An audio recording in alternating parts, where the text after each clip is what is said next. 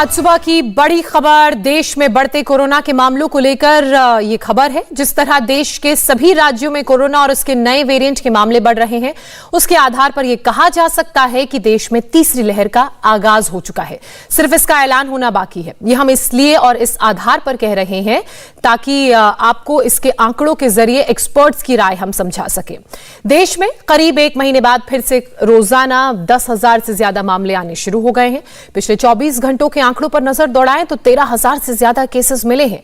इस दौरान positivity rate 1% के आसपास आ चुका है, यानी कि जिन 100 लोगों का कोरोना टेस्ट हो रहा है उनमें से एक आदमी पॉजिटिव पाया जा रहा है। इसके साथ ही ओमिक्रॉन के मामले भी 1,000 पार कर चुके हैं। गुरुवार को इसके 200 से ज्यादा मामले दर्ज किए गए और इन सब के बीच सबसे ज्यादा खतरा देश के 8 राज्यों में है, जहां कोरोना मामलों के साथ मौत भी ज्यादा दर्ज की जा रही हैं। इसको देखते हुए केंद्र सरकार ने सभी 8 राज्यों को चिट्ठी लिखकर मौतें रोकने के उपाय करने को कहा है। सबसे पहले हम आपको दिखाते हैं पूरे देश का हाल, जिसके पिछले 24 घंटों के आंकड़ों पर अगर हम नजर दौड़ाएं तो आपको पता चलेगा कि कैसी तस्वीर है और क्यों तीसरी लहर की कगार पर हम पहुंच चुके हैं, ऐसा कह रहे हैं। एक तो 13,154 केस, ऊपर से 0.92% पॉजिटिविटी रेट और इससे भी ज्यादा अहम देश में 82,000 एक्टिव मामले। ये सब कुछ एक हफ्ते के अंदर तेजी से बढ़ा है। इसका जो अंदाजा है वो शायद ही हमें था, और ये जो तादाद है नए साल में ये कितनी होगी, क्या जनवरी में तीसरी लहर चरम पर पहुंच जाएगी, ये सारे सवाल बेहद डराने वाले हैं। इसे देखते हुए केंद्रीय स्वास्थ्य मंत्रालय देश के उन 8 राज्यों को चिट्ठी लिख रहा है। उन 8 राज्यों को चिट्ठी लिखी गई है जहां कोरोना के मामले बेहद तेजी से बढ़ रहे हैं। जैसे कि हमने पिछले कुछ दिनों में देखा था कि देश में केसेस की संख्या में एक कमी नोट की गई है, उसके थोड़ा विपरीत हम देखते हैं कि पिछले 33 दिनों बाद हमने 10,000 से अधिक केसेस देश में फिर से नोट होने शुरू हुए हैं।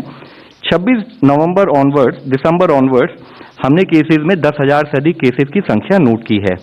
इस कारण से हम सबको यही रिक्वेस्ट करना चाहेंगे कि जिस तरह से शार्प इंक्रीज पिछले 3-4 दिनों में नोट किया गया है, उसके तहत एक विजिलेंस की बहुत जरूरत है ताकि हम ओवरऑल अपने देश में इन्फेक्शन के स्प्रेड को रोक सकें।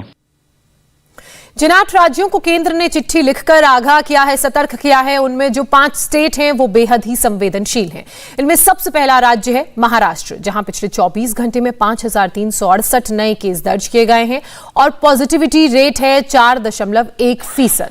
उसके बाद दूसरा राज्य है केरल, जहां एक दिन में केसेस जो दर्ज किए गए हैं उसकी संख्या है 2,846। यहां चौंकाने वाला पॉजिटिविटी रेट है और यह है 4.4%। पश्चिम बंगाल में 2,128 केस मिले हैं और यहां पॉजिटिविटी रेट है 3.1% और ये लगातार खतरा बना हुआ है। दिल्ली में भी 1,313 केस मिलने के बाद पॉजिटिविटी रेट हो गया है 1.7%। तो वहीं तमिलनाडु में 740 नए मामले सामने आए हैं और यहां पॉजिटिविटी रेट है 2.1%, यानी कि 100 में हर तीसरा शख्स बीमार। कोरोना के नए वेरिएंट का संक्रमण भी दूसरी बड़ी चिंताओं का कारण बना हुआ है। इसकी तादाद 1,000 से ज्यादा हो चुकी है। इसमें सबसे ज्यादा 450 मामले महाराष्ट्र में सामने आए हैं, तो वहीं दूसरे नंबर पर है राजधानी दिल्ली, जहां मिले हैं 263 मामले। इसी तरह गुजरात में 97, राजस्थान में 69, केरल में 65 और तेलंगाना में 62 मरीज मिल चुके हैं। लेकिन ये वो मरीज हैं जिनकी जीनोम सीक्वेंसिंग रिपोर्ट करीब हफ्ते भर के बाद आई है। अभी ऐसे हजारों संदिग्ध मरीज हैं यहां जो सीधे सीधे अपनी रिपोर्ट्स आने का इंतजार कर रहे हैं और जो सीधे कांटेक्ट में आए हैं और इनकी ट्रेसिंग हो रही है या फिर जीनोम सीक्वेंसिंग की रिपोर्ट का, जैसा कि मैंने आपको कहा, इंतजार है। हर दिन दोगुने होते कोरोना के मामलों को देखते हुए दिल्ली सरकार ने येलो अलर्ट लागू करने के साथ ही कई पाबंदियां लगाई हैं, जिसमें दिल्ली मेट्रो और डीटीसी बसेस की कैपेसिटी कम करके इसे 50% कर दिया गया है। सरकार ने तो फैसला कर लिया, लेकिन अब इसके नतीजे भी दिखने लगे हैं। बसों के लिए कई घंटों तक लोगों को इंतजार करना पड़ रहा है और यही कारण है कि उनके सब्र का बांध टूटता जा रहा है। दिल्ली के संगम विहार इलाके में डीटीसी की बसों में तोड़फोड़ बीते कल की गई। उधर मेट्रो में सीटिंग कैपेसिटी आधी करने के बाद लोगों की लंबी लंबी कतार मेट्रो स्टेशन के बाहर देखी गई। लोग लापरवाही कर रहे हैं, जबकि दिल्ली में खतरा साफ नजर आ रहा है कोरोना के कम्युनिटी ट्रांसमिशन का। वो इसलिए क्योंकि दिल्ली में ओमिक्रॉन के कई मामलों की ट्रैवल हिस्ट्री ही नहीं है, इसलिए आशंका बड़ी है। दिल्ली के स्वास्थ्य मंत्री सत्येंद्र जैन ने भी लोकल इन्फेक्शन की संभावना से इनकार नहीं किया, क्योंकि पिछले 3 दिनों में तिगुनी हो चुकी है दिल्ली में कोरोना मरीजों की संख्या। बुधवार की तुलना में गुरुवार को 42% केस बढ़े हैं। पिछले 26 मई के बाद पहली बार 1313 नए मामले राजधानी दिल्ली में सामने आए हैं। ओमिक्रॉन के मामलों में भी दिल्ली महाराष्ट्र के बाद दूसरे नंबर पर है। अगर ऐसा ही हाल रहा तो 1-2 दिनों में जो मामले हैं वो और बढ़ेंगे और कम्युनिटी स्प्रेड की आशंका बिल्कुल सही साबित होगी।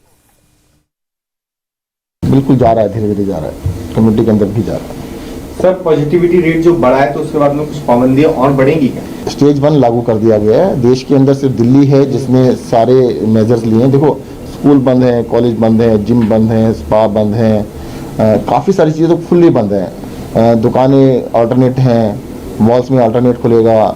मेट्रो के अंदर सिटिंग का 50% है, स्टैंडिंग अलाउड नहीं है। बसेस के अंदर 50% सिटिंग का स्टैंडिंग अलाउड नहीं है। तो बहुत मेजर रेस्ट्रिक्शंस तो लगा दी गई हैं। इंडिया टीवी हर वक्त हर जगह डाउनलोड करने के लिए सर्च करें India TV news Google play store या ऐप स्टोर पर।